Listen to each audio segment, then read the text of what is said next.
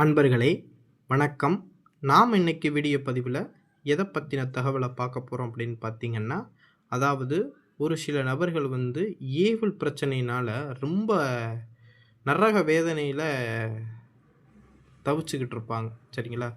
இது போல் ஏவல் பிரச்சனையில் தனிப்பட்ட நபருக்கு ஏவல் பிரச்சனை இருந்தாலும் சரி, இல்லை ஒரு வீட்டில் ஏவல் தொந்தரவு, இந்த துஷ்ட தேவதைகள் தொந்தரவு பண்ணிக்கிட்டு இருக்கு, இந்த பேய் பிசாசு இந்த மாதிரி ஆன்மாக்கள் தொந்தரவு பண்ணாலும் சரி, இது போல் பிரச்சனைகள்லாம் இருந்துச்சு அப்படின்னா, நான் சொல்லக்கூடிய இந்த பரிகார முறையை நீங்கள் பண்ணுனீங்க அப்படின்னா, அந்த ஏவலாக இருக்கட்டும், எந்த ஒரு துஷ்ட சக்திகளாக இருக்கட்டும் கட்டுப்படும். சரிங்களா? உங்கள துன்புறுத்த முடியாது, கட்டுப்பட்டு போகும். சரிங்களா? இது ரொம்பவும் பவர்ஃபுல்லான முறை. சரிங்களா? இன்றைக்கும் பார்த்தீங்கன்னா, ஒரு சில ஏவல்கள கட்டுப்படுத்த முடியாது. சரிங்களா? அதற்கெல்லாம் நான் இந்த முறைய தான் என்னுடைய குரு இந்த முறைய சொல்லிக் குடுத்தாங்க. சரிங்களா? இத தான் நம்மளும் பயன்படுத்திட்டு வந்துகிட்டு இருக்கோம். சரிங்களா?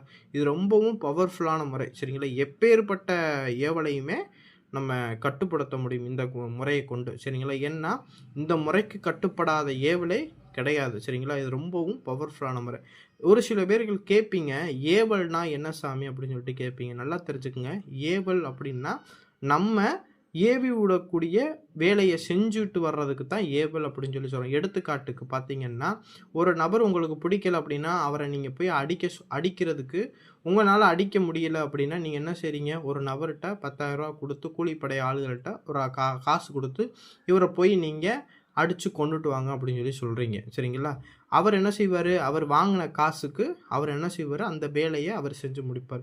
இதுதான் ஏவல் அப்படின்னு சொல்லி சொல்கிறோம். சரிங்களா? அதுபோல் இப்போ ஒரு மாந்திரிகர் இருக்கார் அப்படின்னா, அவர்கிட்ட ஒரு தெய்வம் வச்சுருக்காரு, வசியம் பண்ணி வச்சுருக்காரு அப்படின்னா, அந்த தெய்வத்தை வச்சு, அந்த தெய்வமோ இல்லை துஷ்ட சக்தியை வசியம் பண்ணி வச்சுருந்தாலும் அந்த தெய்வத்தையோ இல்லை துஷ்ட சக்தியோ வச்சு என்ன செய்வாங்க, ஒரு குடும்பத்துக்கு மேலே ஏவி விடுவாங்க. ஏவி விட்டு அந்த குடும்பத்தை நீ நாசமாக்கு, அந்த நபருக்கு நீ பிரச்சனை கொடு அப்படின்னு சொல்லி ஏவல் பண்ணுறது தான் ஏவல். மாந்திரிகத்தில் பார்த்தீங்கன்னா ஏவல். சரிங்களா? இந்த மாதிரி ஏவல் வந்துருச்சு அப்படின்னா என்ன செய்யும் அப்படின்னு பார்த்தீங்கன்னா, உடல் அளவில் தான் ஒரு நபருக்கு மட்டும் ஏவல் பண்ணியிருந்தாங்க அப்படின்னா, அந்த நபருக்கு உடல் அளவில் என்ன செய்யும்னா நோய் நொடிகளை உண்டு பண்ணும்.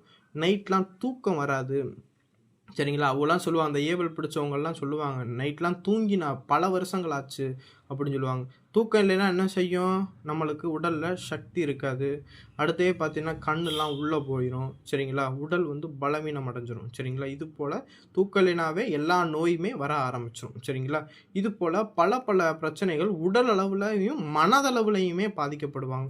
ஒரு சில ஏவல்கள்லாம் என்ன செய்யும் அப்படின்னு பார்த்தீங்கன்னா, மரணத்துக்கு தூண்டிவிடும். எதற்குடா நம்ம வாழ்கிறத காட்டிலும் செத்து போயிடலாம் அப்படின்னு சொல்லிட்டு உடல் அளவுலையும் மனதளவுலையும் ரொம்ப நொந்து நூலாகிக்கிட்டு இருக்கிறதுனால செத்து போயிடுவோம் அப்படிங்கிற அளவுக்கு முடிவெடுக்கக்கூடிய யோசனைக்கு வந்துடுவாங்க. சரிங்களா? இது போன்ற பிரச்சனை இருந்தாலும் நான் சொல்லக்கூடிய இந்த பரிகாரத்தை பண்ணீங்க அப்படின்னா அந்த ஏவல் கட்டுப்படும்.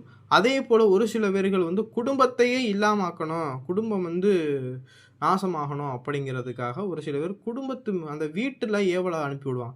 வீட்டுக்குள்ளே ஏவல் வந்துருச்சுன்னா அப்படின்னா என்ன செய்யும், வீட்டில் எங்கனை பார்த்தாலுமே நைட்டு தூங்கும்போது பார்த்தீங்கன்னா கருப்பு உருவம் தென்படுற மாதிரி, யாரோ நடமாடுற மாதிரியோ, யாரோ நடந்து போகிற மாதிரியோ ஏதாவது ஒரு சவுண்டு கேட்டுக்கிட்டே இருக்கும்.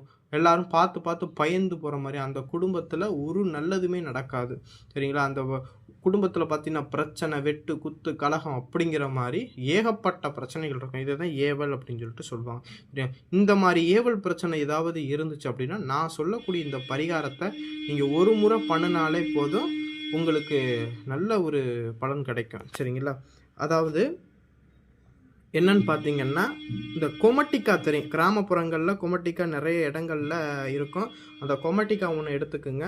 அந்த கொமட்டிக்காயில் ஒரு கட்டி கற்பூரம் ஒன்று வச்சு ஏற்றி, இப்போ தனிப்பட்ட நபருக்கு ஏவல் பிரச்சனை இருந்துச்சுன்னா அவரை இடதுபுறமாக ஒரு 3 சுற்றி நான் ஸ்க்ரீனில் கொடுத்துருக்கூடிய மந்திரத்தை ஒரு 3 தடவை சுற்றி எடுத்து அந்த கொமட்டிக்காயை கொண்டு போய் உங்கள் வீட்டு முச்சந்தியில் கொண்டு போய் போட்டுருங்க. இப்படி போட்டுட்டு வந்தீங்கன்னா அந்த ஏவலுங்கிறது கட்டுப்பட்டு போயிடும். இதே இது வீட்டில் ஏவல் பிரச்சனை இருக்குது அப்படின்னு பார்த்தீங்கன்னா, அந்த வீட்டை அந்த கொமட்டிக்காயில் சூடத்தை வச்சு வீட்டை ஒரு இடதுபுறமாக ஒரு 3 சுற்று சுற்றி அந்த கொமட்டிக்காயை கொண்டு போய் என்ன செஞ்சிடணும்னா முச்சந்தியில் போட்டுறணும். இதே மாதிரி வெள்ளிக்கிழமையும் செவ்வாய்க்கிழமையும் அமாவாசை பௌர்ணமி இந்த நாட்களில் பூராமே இந்த பரிகாரத்தை நீங்கள் பண்ணிட்டு வந்தீங்க, ஏவல் பிடிச்சவங்களுக்கு பண்ணிக்கிட்டு வந்தீங்க அப்படின்னா அந்த ஏவலுங்கிறது கட்டுப்படும். சரிங்களா? இது போல் பயனுள்ள தகவல் உங்களுக்கு பிடிச்சிருந்துச்சு அப்படின்னா நம்மளுடைய சிவருத்ர மகாகாளி அருள்வாக்குப்பிடம் சேனலை வந்து சப்ஸ்கிரைப் பண்ணாதவங்க சப்ஸ்கிரைப் பண்ணிக்கிங்க. நன்றி, வணக்கம்.